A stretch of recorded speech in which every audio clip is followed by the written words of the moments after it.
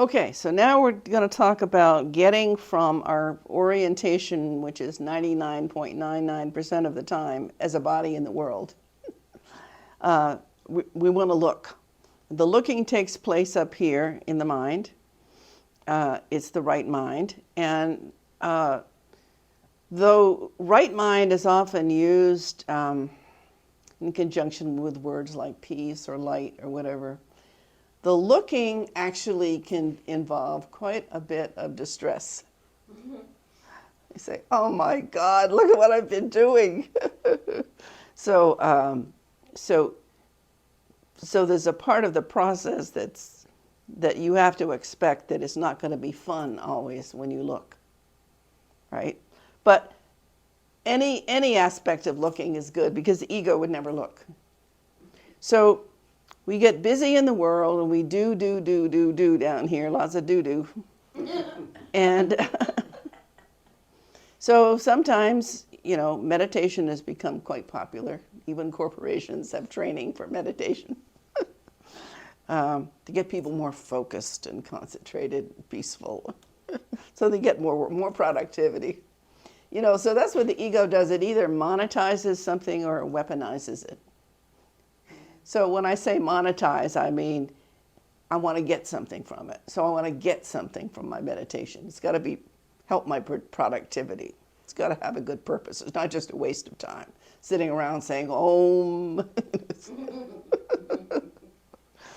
So, but the ego loves meditation. I mean, we can use it to numb out. We can use it to just sit there quietly and peacefully and think about the list of errands I have to do, or going over what somebody said to me last night, or whatever it is. And a lot of people will say, I can't. I tried meditation. I've just tried every kind of meditation. I can't do it. I can't visualize. I can't keep my mind still. My mind is jumping. My thoughts are jumping all over the place. Well, of course, because you're so defended. This whole thought system, remember, is we're going to defend this to the death, literally to the death and back again. So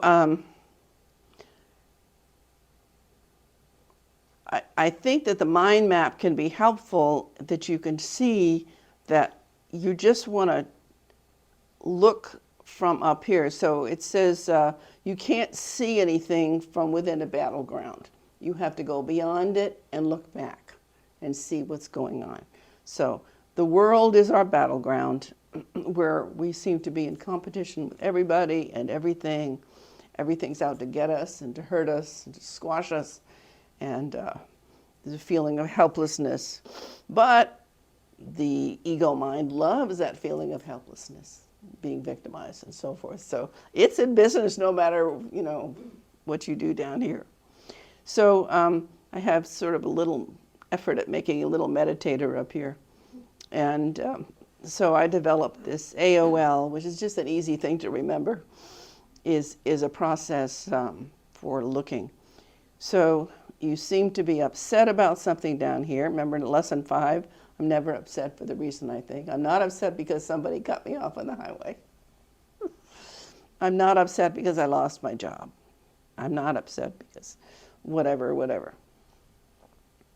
So I'm going to go up here and I'm going to look. Now, you don't have to, your body doesn't have to be in any particular position. It doesn't take any time. It can happen just like that, the looking.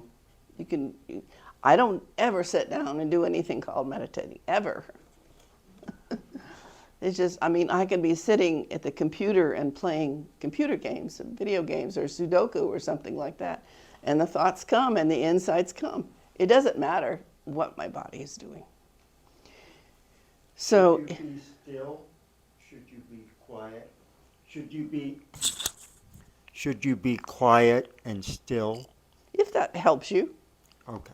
To some people that's going to seem, because their life seems to be so busy and chaotic, well, it's going to seem helpful if I have a little place in my house that I can go sit down and be quiet for 5 minutes or 10 minutes. Or maybe you have a long commute to work, and the commute to work when people aren't cutting you off is your time for reflection, for looking. So the Holy Spirit is always there, and in your mind, it's always now. Always now. So it doesn't matter when you get something. You could have made the same mistake for 50, 60, 70 years, but if you get it now, that just wipes all of that out. It's only now. Forgiveness is retroactive. And forgiveness is just pulling your projections off of other people or something outside. So I think it can help you if you can visualize, I need to go above the battleground in my mind. Doesn't matter what my body's doing. Do whatever is helpful to you. If it's helpful to sit quietly, then sit quietly. If it helps you to do yoga, do yoga. If it helps you to, or if you don't have a single second in the day, you can't ever say you don't have time to do it because it's always now, and now is the only time that there is. That excuse does not wash. Okay, so let's go over the AOL. I think there's still room for this one on top of it. Okay, so AOL. You can just carry this around with you in your mind, those 3 letters that you can remember. It doesn't necessarily have to be consecutive, but it's just an easy way to think about it. Okay, A stands for ask, like you're going to ask to see things differently. Let me see this differently. I want to see this differently. I could see peace instead of this. Here I seem to be upset about this argument I've had with somebody. Let me see this person differently. Let me see this argument differently. Let me see them differently. It doesn't matter how you word it. There's no correct way. You asking is really just a symbol of the mind opening. It's a symbol of the little willingness. I'm not just content with letting this conflict and upset continue unabated. I know that there's something within me which can help me. And that's the trust that we develop over years of practicing, is the trust. There's something within me that knows. There is a higher power within me that knows. And I don't know anything, which is a wonderful thing to always remember. I don't know nothing. Okay. And there's a great phrase in the Course, which is alignment with light. So that's what we're doing. I don't know if I dare do this or not, but back here, this is all Shadowland. I have a song called Shadowland. So this is all Shadowland down here. All these shadow figures moving around. And so I'm asking to see the light. I'm trying to align with the light. So in my mind, up here is light. Here's the light of the world, it's up here. So I'm going to this light within myself. Nothing to do with bodies, nothing to do with me, or whether I'm a good person or a bad person or whatever. There is a non-personal light within me. A light of wisdom, a light of truth. And I was thinking today, too, about divine intelligence. The body has, supposedly, from its brain, an intellect, right? And the intellect is one of the ego's favorite tools for analyzing, breaking things down, comparing, competing, yeah, and thinking it knows something. So the intellect is used, it's weaponized, it's monetized. And in this light, it's up here, is a divine intelligence. So just like the ego has taken everything from our natural beingness and distorted it and used it for selfish purposes, so the Holy Spirit, it can take our intellect and use it to see patterns. So pattern recognition is considered to be an essential aspect of any measure of intelligence. Any kind of intelligence is pattern recognition. So that's what we're going to be looking for when we look at our behavior, we look at our strategies. So one of the things you can do when you're looking is say, okay, this upset that I'm experiencing right now, where else have I experienced this upset? Have I repeated this over the years? Is this a familiar kind of upset? Is this a familiar kind of abusive relationship that I'm in? Do I keep attracting a certain kind of person? And that looking, which is the O for observe, and O is for open, but O is for, oh my God. When you start seeing the patterns. And there's a place in the course where it puts it in italics. It says that you look at things and you say, I am responsible for what I see and all my feelings and all my reactions. I am responsible. That's in bold. I am responsible. So self-honesty, there's no place, I suppose OH, observe honestly. Oh my God. Observe honestly. Look at the patterns. And, you know, if it's something that's really ingrained that you've been carrying around a whole lifetime, let's say you've got a pattern of getting angry. You notice how in certain situations your solution to the situation, you know, if somebody is trying to get you to do something or behave differently, whatever, you get angry. And you can see, oh man, I really know how to, since I was a little kid, I've learned how to use anger to get my way. Shout people down, scare people off, you know, get off my back, that kind of thing. So kids frequently divide into two camps. I would say more, well, I think it seems to be more like males would choose anger and girls would choose being cute or being sweet. But they're both, they're two sides of the same coin. You know, they're strategies. Being cute and nice or smiling or, I didn't mean it, I'm sorry. Being apologetic. Telling victim stories, that's another way of getting your needs met. Because all of us have the belief in this ego thought system here. It says, I do not deserve love. How could I deserve love when I've destroyed perfect oneness? So we think that the only way that we can get anybody to do things for us is to guilt them into it. So being nice, doing things for people,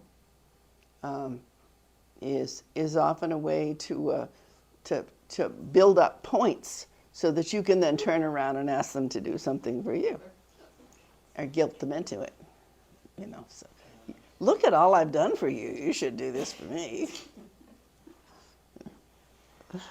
So so that's O, and then L is listen. So O, I suppose O is the O in notice too. O is the O in notice. And listen, let love in. And that's not a doing.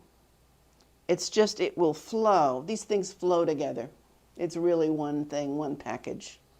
The whole thing of looking, it's one package. But you can think about it in these three aspects here. So any comments on that?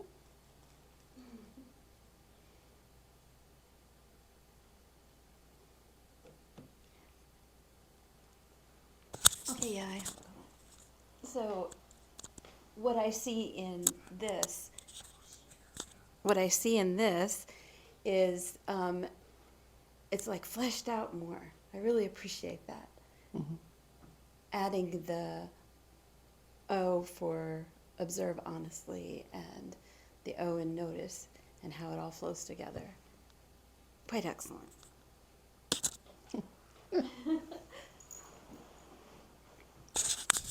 I particularly like your emphasis today on the doing, because when we are doing, we're interrupting the flow, the natural flow. Mm-hmm.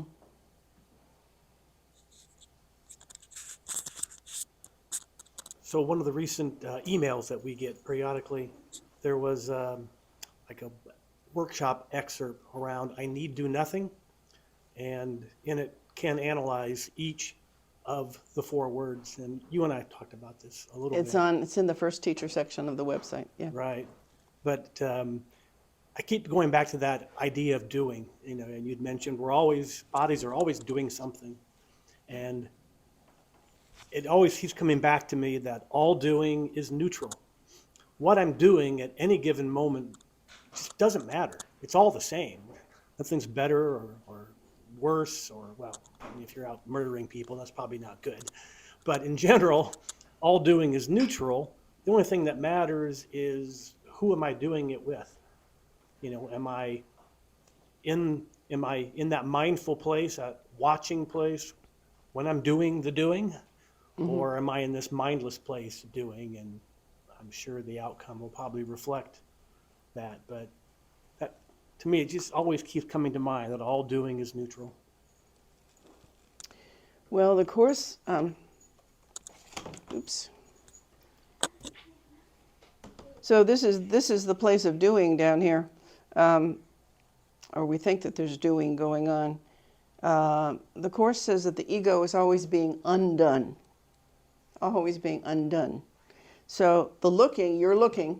It may seem specific to you, but you're doing it for everybody because there's only one of us, okay? So we're all doing the looking for everybody. All of the looking lets light in here, and that's undoing this. So we're going to start shrinking this, and we're going to take the darkness away, and we're going to start lighting things up here.